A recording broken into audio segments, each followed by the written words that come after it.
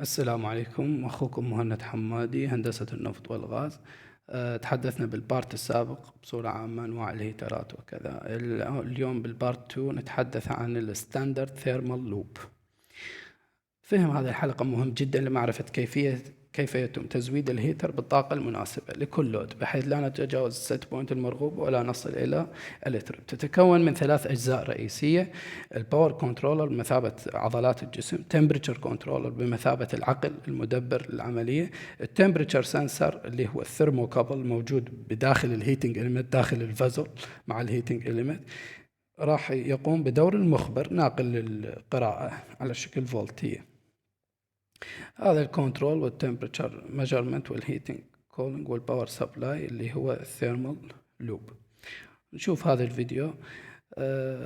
قلنا يتكون من 3 عناصر: الCR سيليكون كنترول ريكتيفاير، هذا يبني لدائرة كهربائية أو يكسرها حسب اللود المرغوب زيادة أو نقصان. تجي إشارة من التمبريتشر كنترول العقل المدبر ومن خلال الثيرموكابل، وهو يبعث الطاقة للباور كيبل الموجودة بالهاوزنج. الآن التمبريتشر كنترولر يرتبط بالSCR من خلال هذه الأسلاك الخاصة اللي ينقل لها إشارات واطئة الفولتية.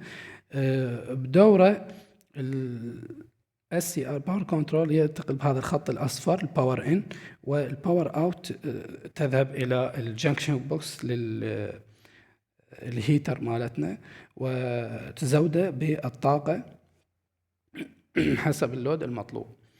التمبريتشر سنسر الانفورمنت المخبر اللي هو الثيرموكابل يكون داخل هذا الازرق اللي داخل الهيتر، يقوم بنقل اشارات، يعني يستلم القراءة من السنسر، يبعثها من خلال هذا الخط الازرق الى على شكل، طبعا يولد فولتية اعتمادا على حرارة الهيتر، يبعثها الى العقل المدبر اللي هو الكنترول تمبريتشر. الكنترول تمبريتشر راح يستلم هذه القراءة. ايش راح يسوي له؟ راح يترجمها من فولتية اعتماد على حرارة الهيتر اللي اجت من المخبر الى قراءة، وحسب انحرافها عن الست بوينت اللي موجود والمرغوب به يترجمها الى اشارات واطئة الامبيرية 4 إلى 20 أمبير، 4 ستوب 20 ملي أمبير هاي. الSCR الباور إن، وحسب الإشارة اللي اجت من الكنترول تمبريتشر راح شو يسوي لي باعتبار عضلات وباور إن موجودة به، راح يبعث لي يبني لي دائرة كهربائية، بحيث اعتمادا على الإشارة اللي اجت واطئة الأمبيرية من التمبريتشر كنترول يبني لي دائرة كهربائية، إما يزيد الحمل بحيث تؤدي زيادة درجة الحرارة، أو يقل الحمل تؤدي إلى تقليل درجة الحرارة للهيتر. هذا ستاندرد ثيرمال لوب. عندنا بعد حالة الفرق بين الستوب والتريب. الستوب، بحالة الستوب من أقل الستوب للهيتر يعني هناك باور، اكو الريستارت تكون من الستيشن او مانوال من الداخل او من الخارج، ايرور ماكو، يعني ما عندي ايرور معين، والاشاره تكون ID اللي هي بروسيس انترلوك. الاشاره اللي تروح للتمبريتشر كنترولر هي بروسيس انترلوك.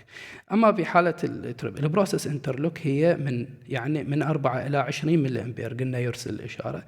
البروسيس انترلوك مال الستوب اللي هي 4 ملي امبير، يعني اكو طاقه بس هي بحاله 4 ملي امبير، اذا زادت راح تجي طاقه ويزداد اللود، يقل او يزداد وهكذا خلال ثيرمال لوب. التريب لا، كات اوف باور ريستارت لازم فروم ريسيت كي، لان اكو ايرور معين there is an error. وهنا تشتغل الاي اس اللي هي السيفتي انترلوك او شت داون انترلوك. بهاي الحاله ماكو باور ولازم نسوي ريسيت قبل تشغيله ونحل المشكله قبل الريسيت. وفي الآخر انتظرونا بالجزء الثالث. شكرا لكم. Thank you very much ودمتم بخير.